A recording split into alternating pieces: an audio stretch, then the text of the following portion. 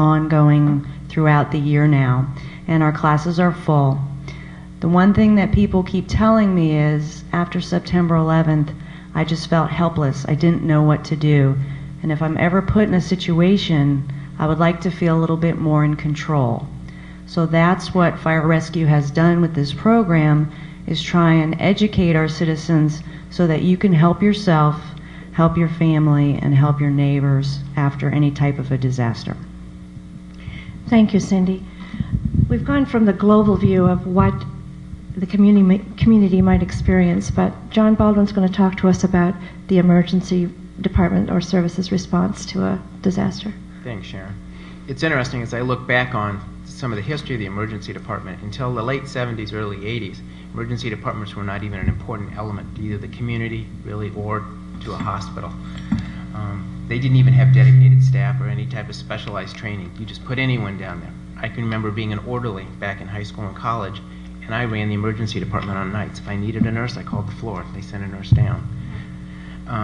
Today, that's a very different thing altogether. Due to changing legislation in response to human need, emergency departments now have a great vitality with regard to the community and the hospital.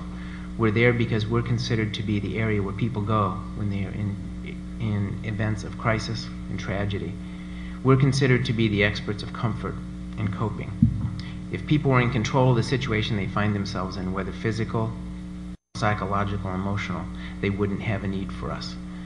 It's interesting to note here at Boca Raton Community Hospital, right at this point, 65% of all admissions to the hospital come through the emergency department. At this point, we are attempting to respond to the community need with regard to an area known as bioterrorism, or WMD, weapons of mass destruction. I think everybody's aware of what's happening, obviously, internationally, and at what risk that puts our community.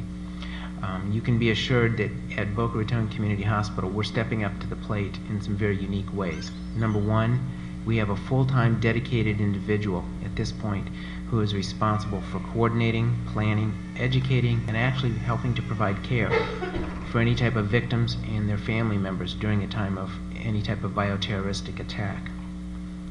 This individual has also enabled us to obtain a grant from the state of Florida to help us provide supplies and training for this community.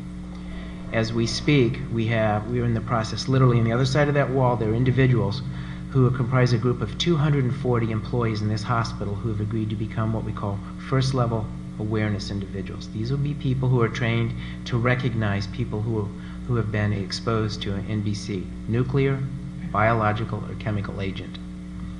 In addition to that, we have an elite team of 80 individuals who have freely volunteered to be available 24 hours a day, 7 days a week, to be what we call first responders. These will be the people who would be out front of the hospital actually helping to decontaminate if they show up contaminated. Boca Fire and Rescue is working very closely with us to help provide that training. We're working with Boca Raton Police Department as well as regional hospitals all the way from Miami-Dade, Broward, and Palm Beach County. What's interesting is that up till now, there has not been a coordinated effort. Everybody's sort of been operating in isolation.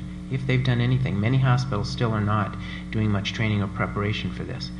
But I think you can be assured that Boca Raton Community Hospital is on the forefront of that. We're coordinating our efforts such that if something should happen in our immediate vicinity, the other hospitals have had similar training and similar supplies and equipment they're familiar with,